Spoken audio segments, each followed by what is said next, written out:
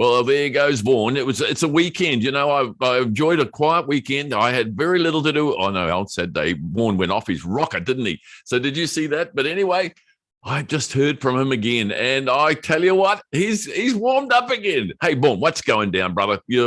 What's the problem? Is it Monday? You're grumpy Monday?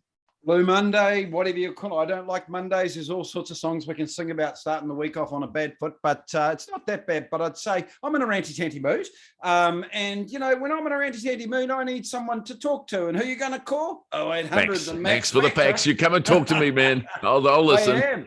I am. Hey, Max, I want to talk about this. I'm going to hold my phone up, so stick with me. Hopefully this focuses in for you. But this is on the Herald website, right? And it's an article by... Oh, yes, I can see it there. It's going good. Okay. What is it, Paul Catman or something? Capmuir? Paul Catman. Do we really need it? Do we really want to run the country like a business?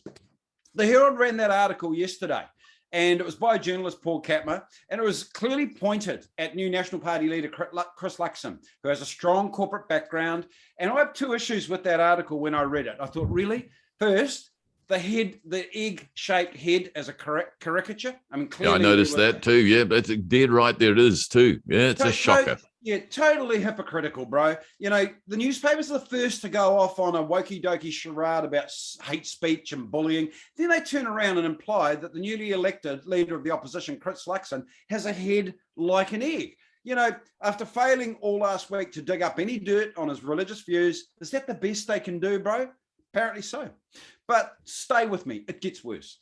My second issue is actually the article and what's in it. The title of, do we really want the country to be run like a business? Max, the New Zealand economy is about 500,000 small businesses and a bunch of big ones.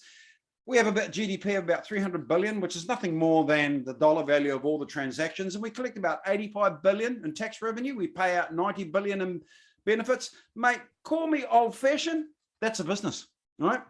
Of course, you want someone who knows how to run a business at the top of the helm. What are the chances, really, Max, of the Herald running an article of a caricature of a lady with a horse's head, and the headline says, "Does the economy need to be run by tarot card readings?" Whoa. And look, I got to say, there is something in that as well, because look, that criticism, this is the Herald, one of the most conservative papers we've got in New Zealand. And to see it doing things like this, it is on the nose. Normally it would have a word up there like opinion, but it's not. Yep. It's got a picture of an egg. And look, saying about business, it really is. It really has been sarcastic, nasty, bloody, spiteful comment. And that's not on. Yeah, hey, and Max, look, the egg thing. I've got ears bigger than Dumbo the elephant. I've got all sorts of other imperfections, and I don't mind. I've never noticed that until you mentioned it. Now you're not going to let it go, are you? But one of the things I learned from dealing with the Japanese for many years, by all means, take the piss, but take it out of yourself first, and then give permission to others to do the same. Pointing like that and doing that, I thought we were spending a lot of time getting rid of that crap, that toxicity out of our environment. And it appears that Paul Catman at the Herald, he's got a little bit of learning to do, because that was advertised. Well, it's not only him, it's the Herald itself. They were on about hate speech and things like this, because that is much the same. And also it's almost implying that business is a dirty word. And that is a bit of a problem in our society. And why? It's because one of our major newspapers is actually tarnishing it with stuff like this.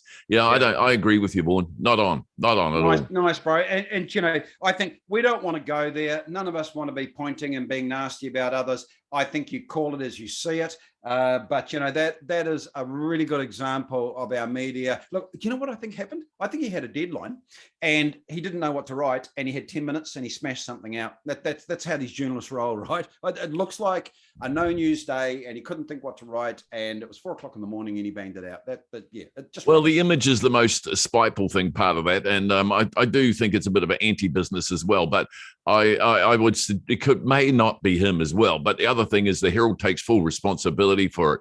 Anyway, Vaughan, you want to get the last word in, or I'd cut you off now? I might as well cut you off now. Max, slay me.